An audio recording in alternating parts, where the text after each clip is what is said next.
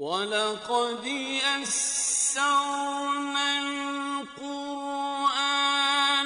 لِلذِّكْرِ فَهَلْ مِن مُّدَّكِرٍ۔ اور ہم نے قرآن کو سمجھنے کے لیے آسان کر دیا، تو کوئی ہے جو سوچے سمجھے۔ صوت القرآن، قرآن کی آواز۔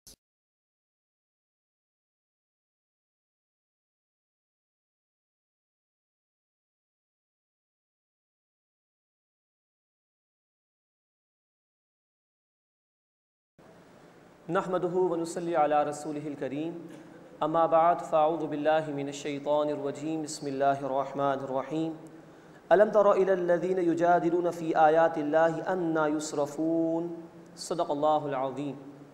سورۃ المؤمن آیت نمبر 69 سے ہم اپنا مطالعہ شروع کر رہے ہیں۔ اس سورہ مبارکہ کا اب 8واں رکوع شروع ہو رہا ہے۔ اس میں اللہ تعالیٰ نے منکرین کے انجام کو بیان فرمایا ہے اور نبی کریم صلی اللہ علیہ وسلم کو تسلی دی گئی ہے۔ الم تر الی الذین یجادلون فی آیات اللہ، اے نبی صلی اللہ علیہ وسلم، کہ آپ نے ان لوگوں کی طرف نہیں دیکھا جو اللہ کی آیات میں جھگڑتے ہیں۔ انا یصرفون، وہ کہاں سے پھرائے جا رہے ہیں، مراد حق سے دور ہو رہے ہیں یہ لوگ۔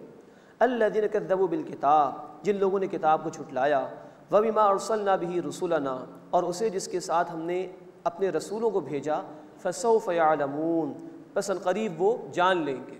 اذ الاغلال فی اعناقہم والسلاسل، جب ان کی گردنوں میں طوق اور زنجیریں ہوں گی، یسحبون، وہ گھسیٹے جائیں گے، فی الحمیم، کھولتے ہوئے پانی میں، ثم فی النار یسجرون، پھر وہ آگ میں جھونک دیے جائیں گے۔ ثم قیل لہم این ما کنتم تشرکون من دون اللہ، پھر کہا جائے گا ان سے کہاں ہیں وہ جن کو تم اللہ کے سوا شریک ٹھہراتے تھے۔ قالوا ضلوا عنا، وہ کہیں گے وہ تو ہم سے گم ہو گئے، نظر نہیں آ رہے کہیں ہمیں۔ بل لم نکن ندعو من قبل شیئا، بلکہ ہم تو اس سے قبل کسی چیز کو پکارتے ہی نہیں تھے، جھوٹ کہیں گے وہاں پر۔ کذالک یضل اللہ الکافرین، اسی طرح اللہ کفر کرنے والوں کو گمراہ فرما دیتا ہے۔ ذالکم بما کنتم تفرحون فی الارض بغیر الحق وبما کنتم تمرحون، یہ بدلہ ہے اس بات کا کہ تم زمین میں ناحق اتراتے تھے، اور بدلہ ہے اس بات کا کہ تم زمین میں اکڑتے تھے۔ اس تکبر اور اکڑ کا بدلہ اللہ نے دیا کہ آج تمہیں شدید عذاب کی کیفیات سے دوچار کیا جا رہا ہے۔ ادخلوا ابواب جہنم خالدین فیہا، تم جہنم کے دروازوں میں داخل ہو جاؤ ہمیشہ اس میں رہنے کے لیے۔ فبئس مثوی المتکبرین، سو بڑا بننے والوں کے لیے، تکبر کرنے والوں کے لیے برا ٹھکانہ ہے۔ اللہم اجرنا من النار، اے اللہ ہمیں آگ کے عذاب سے محفوظ فرما۔ یہ تکبر وہ شے ہے کہ اللہ کے رسول صلی اللہ علیہ وسلم نے فرمایا مسلم شریف کی روایت میں کہ جس کے دل میں رائی کے دانے کے برابر بھی تکبر ہوگا، اللہ اسے جنت میں داخل نہیں فرمائے گا۔ فاصبر ان وعد اللہ حق، بس اے نبی صلی اللہ علیہ وسلم صبر کیجئے، بے شک اللہ کا وعدہ سچا ہے۔ فإما نرینک بعد الذی نعدہم او نتوفینک فإلینا یرجعون، بس اگر اے نبی صلی اللہ علیہ وسلم ہم آپ کو اس کا یعنی عذاب کا کچھ حصہ دکھا دیں جو ہم ان سے وعدہ کرتے ہیں، یا اس سے پہلے ہم آپ کو وفات دے دیں، بہرحال وہ ہماری طرف لوٹائے جائیں گے۔ دنیا میں بھی کچھ عذاب آیا، بدر کے موقع پر بھی 70 لوگ ان کے مارے گئے تھے۔ پھر سورہ توبہ میں ہم پڑھ چکے کہ ان کو 4 مہینے کی مہلت دے دی گئی تھی، شدید ان کے اوپر مصائب آئے ہیں اس اعتبار سے کہ ان کو الٹیمیٹم دے دیا گیا تھا۔ تو دنیا میں بھی معاملہ ہوا، اور جو بھی پھر مخالفین رہے ان کے لیے آخرت میں اللہ کی طرف سے سزا تیار ہے۔ وَلَقَدْ أَرْسَلْنَا رُسُلًا مِّن قَبْلِكَ، اور یقیناً اے نبی صلی اللہ علیہ وسلم ہم نے آپ سے پہلے بہت سے رسول بھیجے، مِّنْهُمْ مَنْ قَصَصْنَا عَلَيْكَ، ان میں سے کچھ ہیں جن کا حال ہم نے آپ سے بیان کیا۔ قرآن حکیم میں 26 انبیاء اور رسول کا نام لے کر ذکر کیا گیا ہے۔ وَمِنْهُمْ مَنْ لَمْ نَقْصُصْ عَلَيْكَ، اور ان میں سے کچھ ہیں جن کا حال ہم نے آپ سے بیان نہیں کیا۔ اب اہل ایمان کا ان سب پر ایمان تو ہے، ان کے اصل حالات اللہ ہی کے علم میں ہے۔ وَمَا كَانَ لِرَسُولٍ أَن يَأْتِيَ بِآيَةٍ إِلَّا بِإِذْنِ اللَّهِ، اور کسی رسول کے لیے ممکن نہیں تھا کہ وہ کوئی نشانی یعنی معجزہ اللہ کے حکم کے بغیر لے آئے۔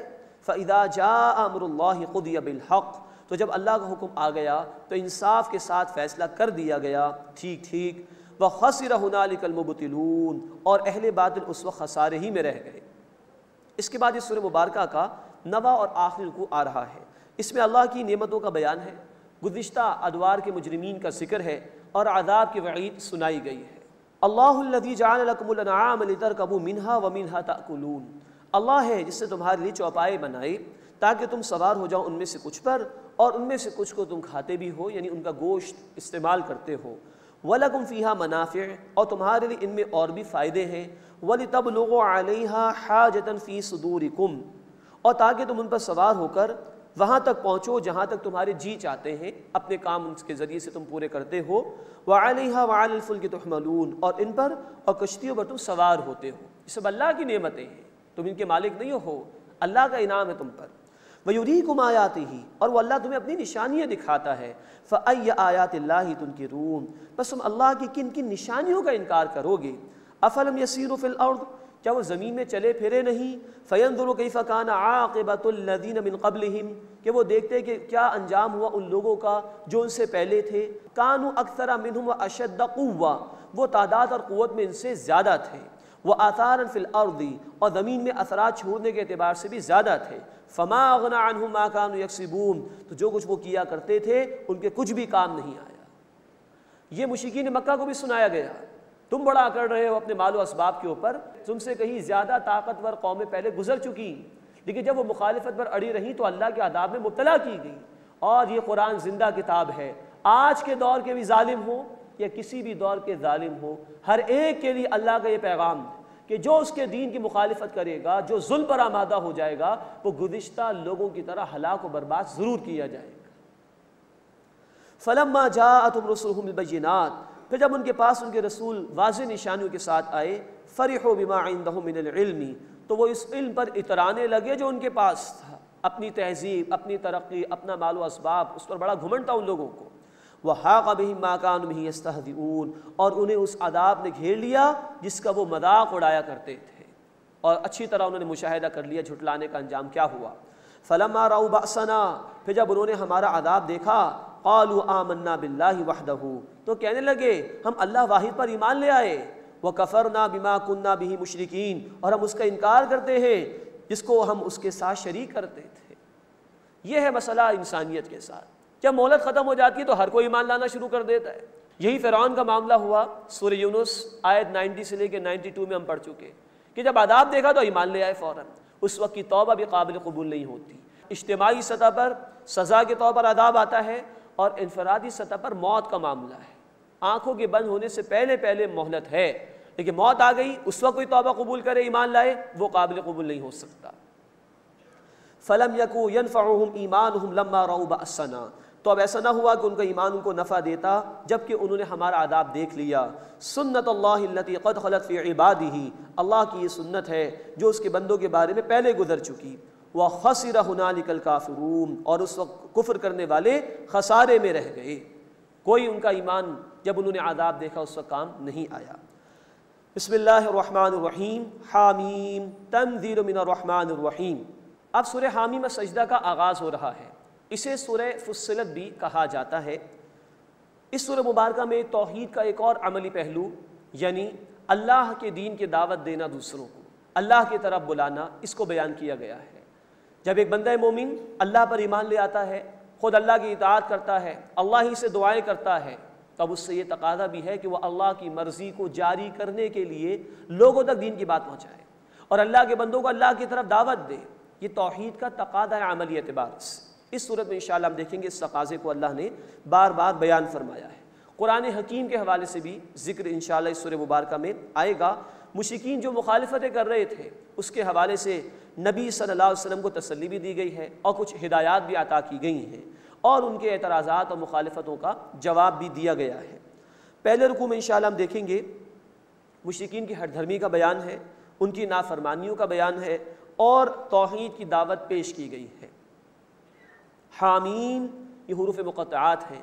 تنزیل من الرحمن الرحیم، یہ کلام یعنی قرآن نازل کیا گیا ہے اس اللہ کی طرف سے جو رحمان ہے رحیم ہے۔ کتاب فصلت آیاتہ، یہ کتاب ہے جس کی آیات واضح کی گئیں۔ قرآن عربیہ، عربی قرآن ہے۔ لقوم یعلمون، ان لوگوں کے لیے جو علم رکھتے ہیں۔ بشیرا و نذیرا، خوشخبری سنانے والا اور خبردار کرنے والا۔ فأعرض اکثرهم فهم لا يسمعون، سو ان میں سے اکثر نے اعراض کیا پس وہ سنتے نہیں ہیں، جھٹلا رہے ہیں اس کتاب حق کو۔ وقالوا قلوبنا فی اکنۃ مما تدعونا الیہ، اور انہوں نے کہا اس بات سے جس کی طرف تم ہمیں بلاتے ہو ہمارے دل پردوں میں ہیں۔ یہ ہے ڈھٹائی کا مظاہرہ، ہم نہیں سنیں گے تمہاری بات، لاکھ تم ہمیں سنا لو، ہمارے دلوں میں تو پردے پڑے ہوئے اس قرآن کے لیے، معاذ اللہ۔ وفی آذاننا وقر، اور ہمارے کانوں میں بوجھ ہے، ومن بیننا وبینک حجاب، اور ہمارے تمہارے درمیان ایک حجاب ہے، فعمل اننا عاملون، سو تم بھی اپنا کام کرو، بے شک ہم بھی اپنا کام کرنے والے ہیں۔ یہ ہے جو مشرکین کہہ رہے ہیں کہ ہم تمہاری بات ہرگز نہیں مانیں گے مسلمانوں۔ قل، اے نبی صلی اللہ علیہ وسلم فرما دیجئے، انما انا بشر مثلکم، بے شک میں تو تمہاری طرح کا ایک انسان ہوں، ہاں، یوحا الی انما الہکم الہ واحد، مجھ پر وحی کی جاتی ہے، مجھ میں اور تم میں یہ فرق ہے، مجھ پر اللہ کی طرف سے وحی آتی ہے کہ بے شک تمہارا معبود معبود واحد ہے، فاستقیموا الیہ، بس اسی کی طرف متوجہ ہو جاؤ، واستغفروا، اور اس سے بخشش مانگو، جھوٹے معبودوں کو چھوڑ دو، ایک اللہ کو پکارو، اسی سے امید اپنی وابستہ رکھو، اسی کے ہو رہو، اسی سے اپنے گناہوں کی بخشش مانگو۔ وویل للمشرکین، اور تباہی ہے شرک کرنے والوں کے لیے، الذین لا یؤتون الزکاۃ، وہ کہ جو زکوٰۃ ادا نہیں کرتے، وہم بالآخرۃ ہم کافرون، اور وہ آخرت کا انکار کرنے والے ہیں۔ یہاں زکوٰۃ کا ذکر آیا مشرکین کے حوالے سے، ہم پڑھ چکے ہیں سورہ مریم آیت نمبر 55 میں اسماعیل علیہ السلام کے حوالے سے، وَكَانَ يَأْمُرُ أَهْلَهُ بِالصَّلَاةِ وَالزَّكَاةِ، وہ اپنے گھر والوں کو نماز کا اور زکوٰۃ کا حکم دیتے تھے۔ تو یہ مشرکین مکہ جو تھے اپنا تعلق ابراہیم علیہ السلام، اسماعیل علیہ السلام سے جوڑتے تھے، تو ان کے ہاں نماز کا بھی ذکر چلا آ رہا تھا، زکوٰۃ کا بھی ذکر چلا آ رہا تھا۔ نماز ان کے ہاں کسی نہ کسی درجے میں باقی تھی۔ سورہ انفال آیت نمبر 35 میں الفاظ ہے کہ ان کی نماز تو بس یہ کہ سیٹیاں بجاتے ہیں، تالیاں پیٹتے کعبے کے پاس، لیکن کچھ نہ کچھ اہتمام نماز کا تو تھا۔ زکوٰۃ کی ادائیگی ختم ہو گئی تھی، یعنی توجہ دلائی جا رہی کہ تمہارے اندر تو ہمدردی کا جذبہ بالکل باقی نہیں رہا، تم بندوں کی ضروریات پر مال بھی خرچ نہیں کرتے، اس کا ذکر اس مقام پر آیا ہے۔ الذین لا یؤتون الزکاۃ، وہ کہ جو زکوٰۃ ادا نہیں کرتے، وہم بالآخرۃ ہم کافرون، اور وہ آخرت کے انکار کرنے والے ہیں۔ ان الذین آمنوا وعملوا الصالحات، بے شک وہ لوگ جو ایمان لائے اور جنہوں نے نیک اعمال کیے، لہم اجر غیر ممنون، ان کے لیے نہ ختم ہونے والا اجر ہے۔ اس کے بعد اس سورہ مبارکہ کا دوسرا رکوع شروع ہو رہا ہے۔ آسمان و زمین کی تخلیق کے حوالے سے 6 ایام کا ذکر قرآن حکیم میں بار بار آیا ہے، اس مقام پر اس کی کچھ وضاحت اللہ تعالیٰ نے بیان فرمائی۔ مزید ہم دیکھیں گے گزشتہ اقوام کا بھی اللہ تعالیٰ نے اس رکوع میں تذکرہ فرمایا ہے۔ قل اَإِنَّكُمْ لَتَكْفُرُونَ بِالَّذِي خَلَقَ الْأَرْضَ فِي يَوْمَيْنِ، اے نبی صلی اللہ علیہ وسلم ان سے پوچھئے کیا تم اس اللہ کا انکار کرتے ہو جس سے زمین کو 2 دنوں میں پیدا فرمایا، وَتَجْعَلُونَ لَهُ أَنْدَادًا، اور تم اس کے ساتھ شریک ٹھہراتے ہو، ذَلِكَ رَبُّ الْعَالَمِينَ، یہی ہے اللہ تمام جہان والوں کا رب۔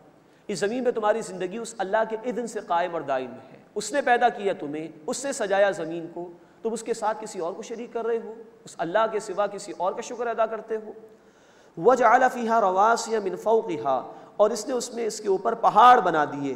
مراد یہ کہ زمین کو ڈھلکنے سے بچانے کے لیے اللہ نے بیلنس کیا ہے پہاڑوں کے ذریعے سے، گویا پہاڑوں کو جما دیا گیا ہے۔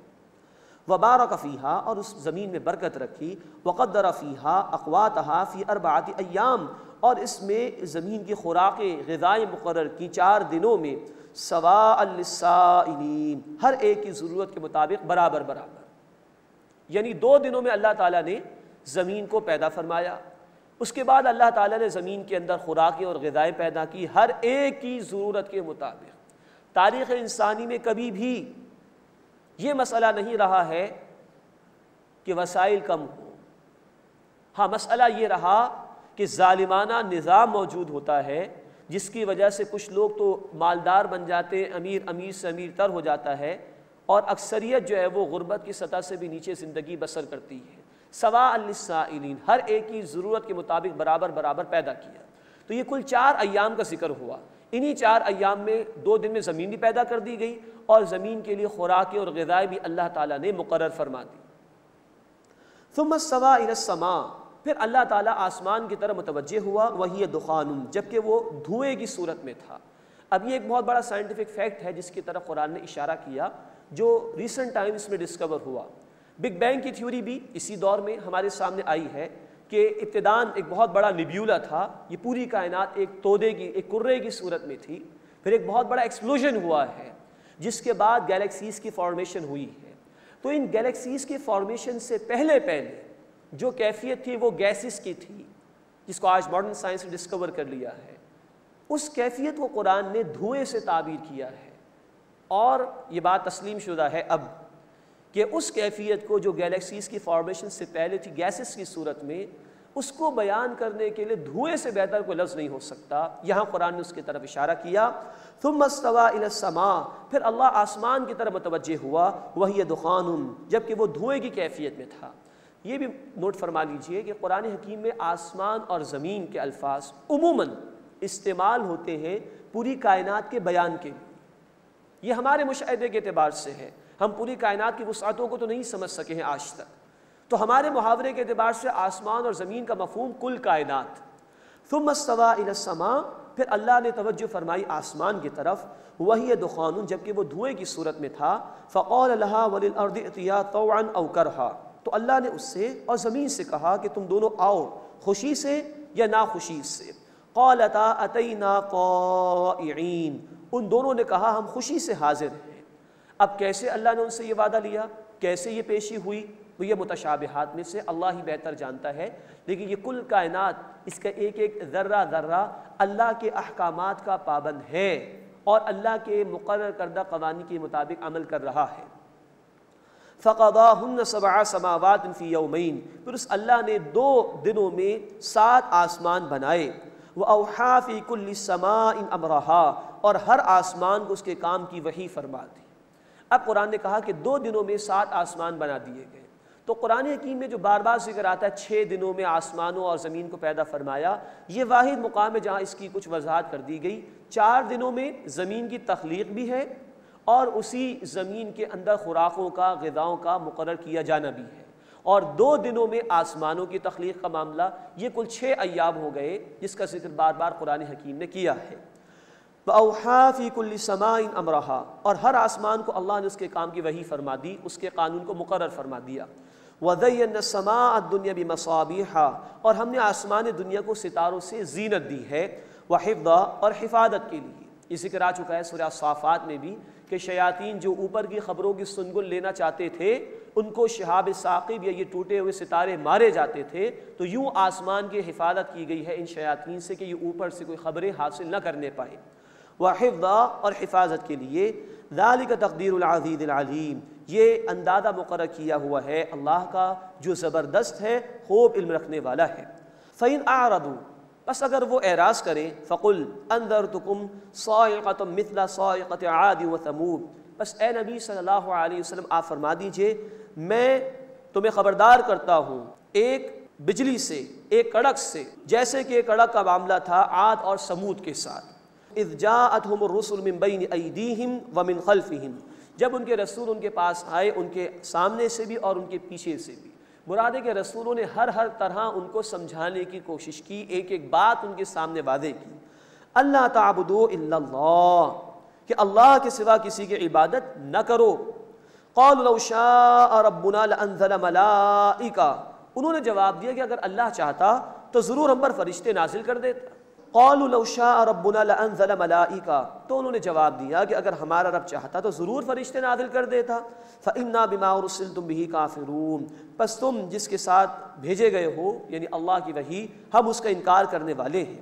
فاما عاد، پھر جو عاد تھے، فاستكبروا فی الارض، تو زمین میں انہوں نے تکبر کیا، بغیر الحق، ناحق طور پر۔ وقالوا من اشد منا قوہ، اور کہنے لگے ہم سے زیادہ قوت میں کون ہے؟ اولم یروا، کیا انہوں نے دیکھا نہیں؟ ان اللہ الذی خلقہم هو اشد منہم قوہ، کہ اللہ ہے جس نے انہیں پیدا کیا کہ وہ قوت میں ان سے بھی زیادہ تھے۔ وَكَانُوا بِآيَاتِنَا يَجْحَدُونَ، اور وہ ہماری آیات کا انکار کرتے تھے۔ یہ بھی ہر دور کے ظالموں اور جابروں کا معاملہ ہے۔ ہر آنے والا جابر سمجھتا ہے کہ مجھ سے زیادہ کوئی طاقتور ہو ہی نہیں سکتا۔ ہر ترقی کرنے والی قوم جو کہ نافرمان ہوتی ہے اللہ کی، وہ سمجھتی ہے کہ ہم سے زیادہ کسی نے ترقی کی نہیں ہے، اور وہ گھمنڈ میں مبتلا ہو جاتے ہیں۔ اللہ نے ہر نافرمان قوم کو مٹایا ہے۔ آج بھی کچھ قومیں جو دعویٰ کرتی ہیں we are the sole supreme power on the earth, ہم جو چاہیں گے کریں گے، ہم جس کو چاہیں گے مٹا دیں گے، جس ملک کو چاہیں گے تباہ کر دیں گے۔ اللہ پہلے بھی علی کل شیء قدیر تھا، اللہ آج بھی علی کل شیء قدیر ہے۔ عذاب اس کا آتا ہے مقرر وقت پر، لیکن یہ کہ ایسے لوگوں کو اللہ کے عذاب سے بے خوف نہیں ہونا چاہیے۔ فَأَرْسَلْنَا عَلَيْهِمْ رِيحًا صَرْصَرًا فِي أَيَّامٍ نَحِسَاتٍ، بس ہم نے بھیجی ان پر نامبارک دنوں میں تیز آندھی، لِنُذِيقَهُمْ عَذَابَ الْخِزْيِ فِي الْحَيَاةِ الدُّنْيَا، تاکہ ہم انہیں رسوائی کا عذاب چکھائیں دنیا کی زندگی میں، وَلَعَذَابُ الْآخِرَةِ أَخْزَىٰ، اور یقیناً آخرت کا عذاب زیادہ رسوا کرنے والا ہے، وَهُمْ لَا يُنصَرُونَ، اور ان کی مدد نہیں کی جائے گی۔ قوم عاد کے اوپر جو اللہ کا عذاب آیا، مستقل اللہ نے تیز آندھی چلائی۔ سورہ الحاقہ آیت نمبر 7 میں اس کا ذکر ہے۔ 7 رات اور 8 دن مسلسل یہ آندھی ان پر چلتی رہی اور پھر یہ قوم مٹا دی گئی۔ وَأَمَّا ثَمُودُ فَهَدَيْنَاهُمْ، اور رہے ثمود تو ہم نے انہیں ہدایت عطا کی، راستہ واضح کر کے دکھا دیا۔ فَاسْتَحَبُّوا الْعَمَىٰ عَلَى الْهُدَىٰ، تو انہوں نے ہدایت کے مقابلے میں اندھا رہنے کو پسند کیا، غافل ہی رہے۔ فَأَخَذَتْهُمْ صَاعِقَةُ الْعَذَابِ الْهُونِ بِمَا كَانُوا يَكْسِبُونَ، تو انہیں کڑک نے آ پکڑا ذلت کے عذاب کی، اس کی سزا کے طور پر جو کہ وہ اعمال کیا کرتے تھے۔ وَنَجَّيْنَا الَّذِينَ آمَنُوا وَكَانُوا يَتَّقُونَ، اور ہم نے ان لوگوں کو بچا لیا جو ایمان لائے اور جو تقوی اختیار کرتے تھے، یعنی اللہ کی نافرمانی سے بچتے تھے۔ تو یہ قوم ثمود بھی برباد کر دی گئی۔ اب یہ سورہ حامیم السجدہ کا تیسرا رکوع شروع ہو رہا ہے۔ اس رکوع میں انشاءاللہ ہم دیکھیں گے کہ انسانی اعضاء وہ گواہی پیش کریں گے انسانوں کے اعمال کی روز قیامت اللہ کے حضور میں، اور اس رکوع میں مجرمین کے عذاب کو بھی اللہ تعالیٰ نے بیان فرمایا ہے۔ وَيَوْمَ يُحْشَرُ أَعْدَاءُ اللَّهِ إِلَى النَّارِ فَهُمْ يُوزَعُونَ، اور جس دن اللہ کے دشمن جہنم کی طرف ہاکے جائیں گے تو وہ گروہ در گروہ تقسیم کر دیے جائیں گے، ان کی جماعتیں بنائی جائیں گی ان کے جرائم کی شدت کے اعتبار سے۔ حَتَّى إِذَا مَا جَاءُوهَا، یہاں تک کہ جب وہ اس کے پاس آئیں گے، یعنی جہنم کے پاس، شہد علیہم سمعہم وابصارہم وجلودہم بما کانوا یعملون، تو ان کی سماعت اور ان کی بصارت اور ان کی کھالیں گواہی دیں گی اس پر جو کچھ وہ اعمال کیا کرتے تھے۔ وقالوا، اور وہ کہیں گے، لجلودہم، اپنی کھالوں سے، لما شہدتم علینا، تم نے ہمارے خلاف گواہی کیوں دی؟ قالوا، ان کی کھالیں جواب دیں گی، انطقنا اللہ الذی انطق کل شیء، اللہ نے ہمیں بولنے کی قوت عطا فرمائی جس نے ہر شے کو بولنا سکھایا ہے۔ وَهُوَ خَلَقَكُمْ أَوَّلَ مَرَّةٍ، اور اسی نے تمہیں پہلی مرتبہ پیدا فرمایا۔ وَإِلَيْهِ تُرْجَعُونَ، اور اسی کی طرف تم لوٹائے جاؤ گے۔ اب یہ ہے بڑا سخت مرحلہ انسان کے لیے، وہ تو چوری چھپے گناہ کرتا ہے کہ کوئی مجھے دیکھ نہیں رہا، یہی آنکھ گواہ بن جائے گی انسان کے خلاف، یہی کان گواہ بن جائیں گے انسان کے خلاف، یہی کھال گواہ بن جائے گی انسان کے خلاف۔ اور آج انسان یہاں تک پہنچ چکا ہے کہ جانوروں کی کھالوں میں سے ٹیشوز نکال کر اسٹوریج ڈیوائسز بنا لی گئی، اور وہ اسٹوریج ڈیوائسز جو عام اسٹوریج ڈیوائسز ہیں کمپیوٹرز وغیرہ کی، اس سے زیادہ ڈیٹا اسٹور کرتی ہیں۔ تو اللہ کے لیے کیا مشکل ہے کہ وہ ہماری کھالوں کو بولنے کی قوت عطا فرماتا۔ مٹی سے اللہ نے ہمیں پیدا کیا نا، ایک حصے کو زبان کو بولنے کی قوت دے دی، اللہ چاہے تو قیامت کے دن جو اس کھال کو بولنے کی قوت دے دے۔ آج اس نے کان کو سننے کی صلاحیت دے دی، کل چاہے تو وہ بولنے کی صلاحیت دے سکتا ہے۔ وہ علی کل شیء قدیر ہے۔ تو یہ انسان کے اپنے اعضاء اس کے خلاف کھڑے ہو جائیں گے۔ انسان دوسروں کے سامنے گناہ کرتے ہوئے شرماتا ہے، تنہائی میں بھول جاتا ہے کہ اللہ بھی اس کے ساتھ ہے، اور بھول جاتا ہے کہ اس کے اپنے اعضاء اس کے خلاف گواہی دیں گے قیامت کے دن۔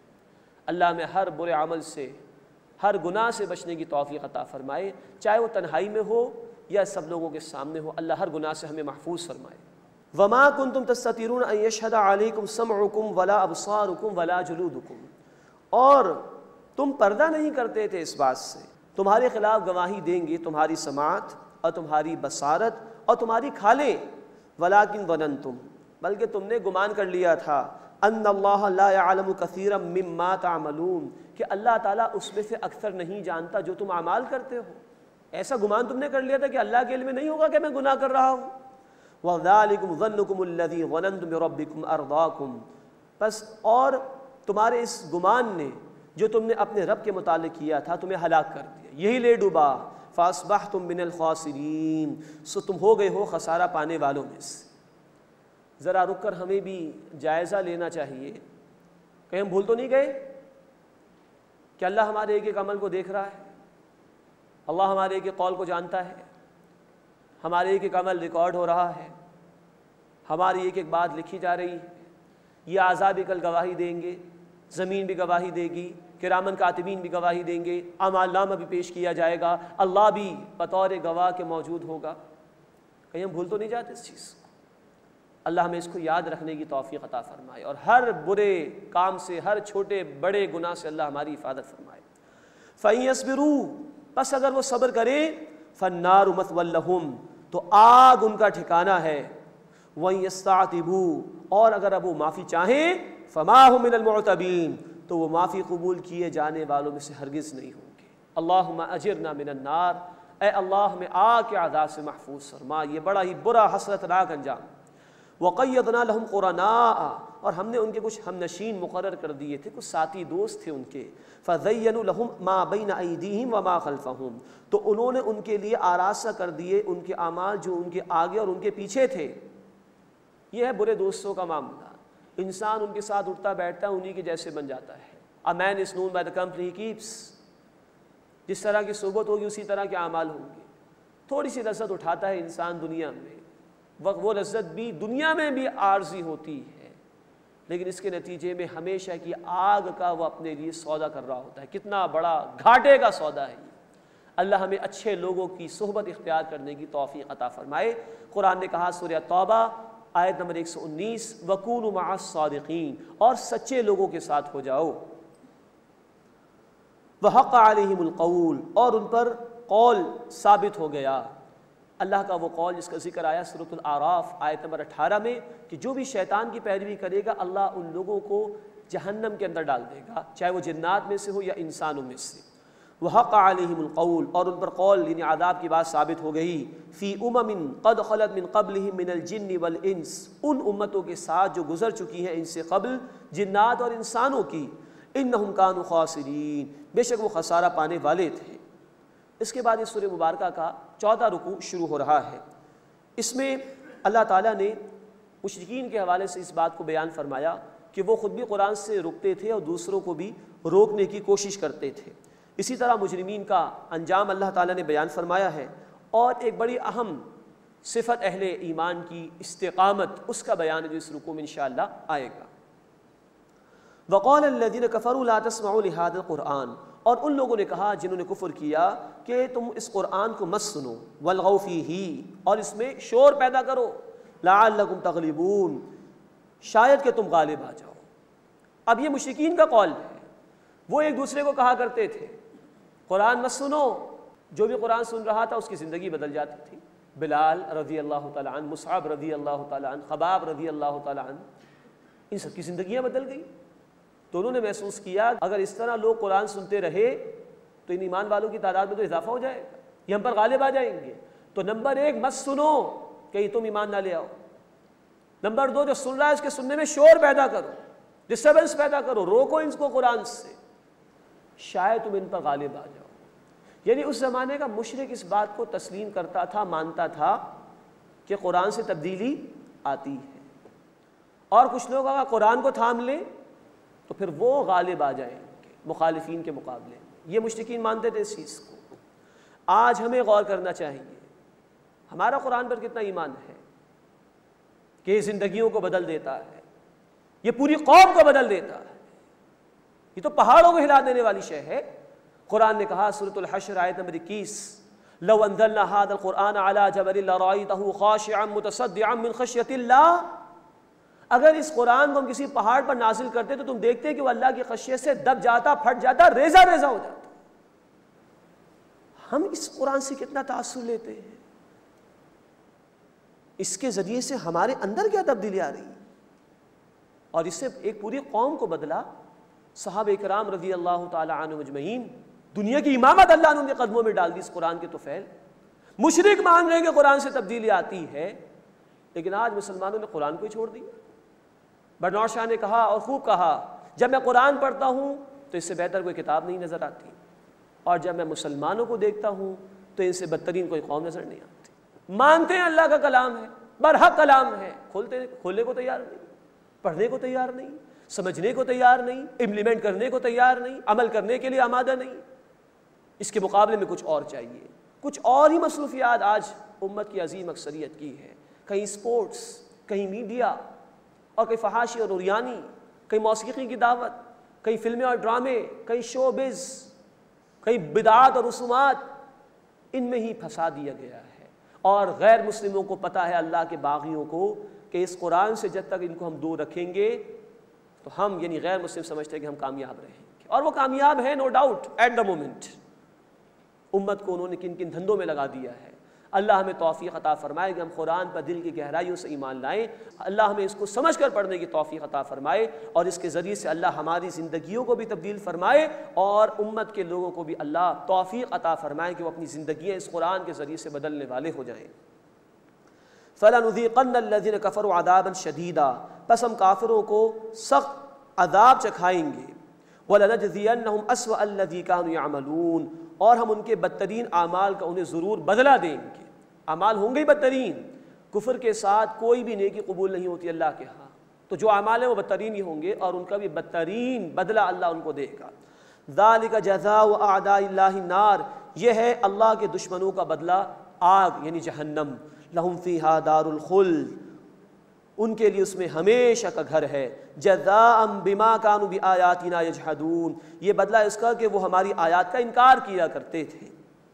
وقال الذين كفروا ربنا، اور کہیں گے وہ لوگ جنہوں نے کفر کیا کہ اے ہمارے رب، ارنا الذين اضلانا من الجن والانس، ہمیں وہ دونوں دکھا دے کہ جنہوں نے ہمیں گمراہ کیا تھا جنات اور انسانوں میں سے، نجعلہما تحت اقدامنا، ہم ان دونوں کو اپنے پاؤں تلے روند ڈالیں، لیکونا من الاسفلین، تاکہ وہ انتہائی پستی والوں میں سے ہو جائیں۔ اب یہ ہے بڑا حسرتناک انجام۔ اے اللہ دکھا دو دے ذرا وہ جن انسانوں نے ہمیں بہکایا، جن جنات نے ہمیں بہکایا، کوئی فائدہ نہیں اس فریاد کا۔ دنیا میں اللہ کے نیک بندے بھی تھے، اللہ کی کتاب تھی، اللہ کے رسول کی تعلیمات تھی، تم اس سے فائدہ اٹھاتے تو تم گمراہ ہونے سے بچ جاتے۔ تم نے خود گمراہ ہونے کا فیصلہ کیا تو لوگوں میں سے بھی کچھ لوگوں نے تمہیں گمراہ کیا، جنات میں سے بھی کچھ لوگوں نے تمہیں گمراہ کیا، آج فریاد کرنے کا کوئی فائدہ نہیں۔ ان الذین قالوا، بے شک وہ لوگ جنہوں نے کہا ربنا اللہ، اللہ ہمارا رب ہے، ثم استقاموا، پھر وہ اس پر جم گئے اور ڈٹ گئے، تتنزل علیہم الملائکہ، ان پر فرشتے نازل ہوتے ہیں، اللہ تخافوا ولا تحزنوا، یہ کہتے ہوئے خوف نہ کرو، غمگین نہ ہو جاؤ، وَأَبْشِرُوا بِالْجَنَّةِ الَّتِي كُنْتُمْ تُوعَدُونَ، اور اس جنت کی بشارت لو جس کا تم سے وعدہ کیا جاتا تھا۔ اب یہ اللہ کے نیک بندوں کا ذکر ہے۔ یہاں فرمایا کہ جنہوں نے کہا کہ اللہ ہمارا رب ہے، پھر وہ اس پر ڈٹ گئے۔ اللہ کے رسول صلی اللہ علیہ وسلم کی حدیث ہے مسلم شریف میں، کسی صحابی رضی اللہ تعالیٰ عنہ نے پوچھا کہ اللہ کے رسول صلی اللہ علیہ وسلم مجھے کوئی وصیت فرمائیے۔ آپ نے فرمایا قل آمنت باللہ ثم استقم، کہو میں ایمان لایا اللہ پر، پھر اس پر ڈٹ جاؤ۔ اب یہ ڈٹ جانا ہی پوری زندگی ہے۔ باطنی طور پر بھی استقامت، صبر کے جذبات مصائب کے موقع پر، شکر کے جذبات نعمت کے مل جانے پر، توکل اللہ کی ذات پر، یہ باطنی کیفیات استقامت کے اعتبار سے۔ ظاہر میں یہ کہ کوئی بھی عمل جس کا اللہ نے حکم دیا وہ کرنا ہے، چاہے کتنی تکالیف آئیں۔ کوئی بھی عمل جس سے اللہ نے منع فرمایا بچنا ہے، چاہے کتنی ہی مشکلات اس کے اندر آ جائیں۔ اور پھر خود اللہ کا بندہ بننا ہے، اللہ کے بندوں تک دین کی دعوت پہنچانی ہے، دین کے لیے جد و جہد کرنی ہے، جو مشکلات آئیں برداشت کرو، یہ ہے استقامت۔ ان کے لیے بشارت سنائی جا رہی ہے کہ ان پر فرشتوں کا نزول ہوتا ہے، اور وہ فرشتے ان کو جنت کی بشارت بھی دیتے ہیں، اور یہ نزول دنیا میں ہوتا ہے کہ نہ خوف کرو نہ غمگین ہو جاؤ۔ جیسے اللہ کے رسول صلی اللہ علیہ وسلم کی حدیث ہے مسلم شریف میں، جب بھی اللہ کے بندے اللہ کے گھروں میں سے کسی گھر میں جمع ہوتے ہیں، یعنی مساجد میں، اور اس کے بعد علماء کی رائے کہیں بھی جمع ہو، پوری زمین اللہ کی ہے، تو اللہ کی رحمت ان کو ڈھانپ لیتی ہے، فرشتے ان کو گھیر لیتے ہیں۔ یہ ہے فرشتوں کا نزول دنیا میں بھی، قرآن سیکھنے سکھانے والوں کے لیے۔ وہ بندے جو اس لیے جمع ہوتے ہیں کسی مسجد میں، اللہ کے گھر میں، یہ قرآن کو سیکھیں اور سکھائیں، ان پر فرشتے نازل ہو جاتے ہیں۔ تو حدیث میں 4 باتوں کا ذکر ہے، اللہ کی رحمت کا نزول ہوتا ہے، فرشتے گھیر لیتے ہیں، اللہ ان کو سکینت عطا فرماتے ہیں، اور اللہ اپنے مقرر فرشتوں کے سامنے ایسے بندوں کا ذکر فرماتے ہیں۔ تو دنیا میں بھی اللہ کے فرشتوں کا نزول ہے اہل ایمان کے لیے، جو بشارت دیتے ہیں کہ نہ خوف کرو نہ غمگین ہو جاؤ۔ غم ہوتا ہے گزشتہ زندگی پر، جب اللہ کی اطاعت کری تو غم کس بات کا، اور خوف ہوتا ہے آئندہ کے لیے، جب اللہ کی اطاعت گزار ہو تو بشارت ہی بشارت ہے، کس بات کا خوف، اور جنت کی بشارت بھی دیتے ہیں۔ نحن اولیاؤکم فی الحیات الدنیا وفی الآخرہ، ہم تمہارے دوست ہیں دنیا کی زندگی میں بھی وفی الآخرہ، اور آخرت میں بھی۔ یہ الفاظ بتا رہے ہیں کہ دنیا میں بھی اہل ایمان کے لیے فرشتوں کا نزول ہوتا ہے، جیسے غزوہ بدر میں بھی ہوا، غزوہ احزاب کے موقع پر بھی ہوا، تو دنیا میں بھی فرشتے آ کر اہل ایمان کو گویا کہ تھپکی دیتے ہیں کہ وہ آگے بڑھے ایمان کے معاملے کے اندر، دین کے معاملے کے اندر۔ مزید ان کی بشارات، وَلَكُمْ فِيهَا مَا تَشْتَهِي أَنفُسُكُمْ وَلَكُمْ فِيهَا مَا تَدَّعُونَ، اور تمہارے لیے اس میں وہ ہوگا، یعنی جنت میں، جو تمہارے جی چاہیں گے، اور تمہارے اس میں وہ کچھ ہوگا جو تم مانگو گے۔ یہ اللہ کی عنایات۔ کچھ انسانوں کی بیسک نیسیسٹیز ہیں، غذا کا معاملہ، پانی کا معاملہ، لباس کا معاملہ، جو ہمارے انسٹنکٹس ہیں ان کے مطابق سب کچھ دیا جائے گا۔ پھر ہر شخص کا اپنا اپنا ذوق علیحدہ ہوتا ہے، تو جو مانگو گے دیا جائے گا۔ اور سورہ قاف کی آیت نمبر 35 میں اللہ تعالیٰ نے فرمایا وَلَدَيْنَا مَزِيد، ہمارے پاس تو اور بھی کچھ ہے، جس کی تشریح بخاری شریف کی حدیث میں ہے۔ اللہ کے حبیب صلی اللہ علیہ وسلم نے نقل فرمایا، اللہ تعالیٰ فرماتے، حدیث قدسی ہے، میں نے اپنے بندوں کے لیے وہ کچھ تیار کیا ہے جو نہ کسی آنکھ نے دیکھا، نہ کسی کان نے سنا، اور نہ کسی انسان کے دل میں اس کا خیال تک کبھی آیا۔ یہ کچھ اللہ نے تیار کیا ہے۔ شرط یہ کہ آج اللہ کی مان لو، تھوڑے سے وقت کے لیے اس کی اطاعت کر لو، کل تمہاری مرضی کے مطابق جو چاہو گے دیا جائے گا، اور وہ کچھ دیا جائے گا جس کا یہاں رہتے ہوئے تم تصور بھی نہیں کر سکتے۔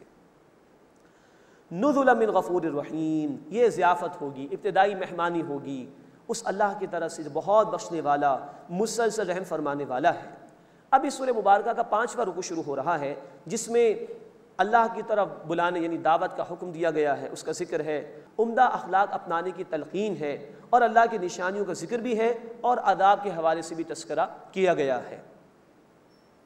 وَمَنْ أَحْسَنُ قَوْلًا مِّمَّنْ دَعَا إِلَى اللَّهِ، اور اس سے بہتر بات کس کی ہوگی جس نے دعوت دی اللہ کی طرف، وَعَمِلَ صَالِحًا، اور اس نے عمل کیا نیک، وَقَالَ إِنَّنِي مِنَ الْمُسْلِمِينَ، اور اس نے کہا کہ بے شک میں بھی مسلمانوں میں سے ہوں۔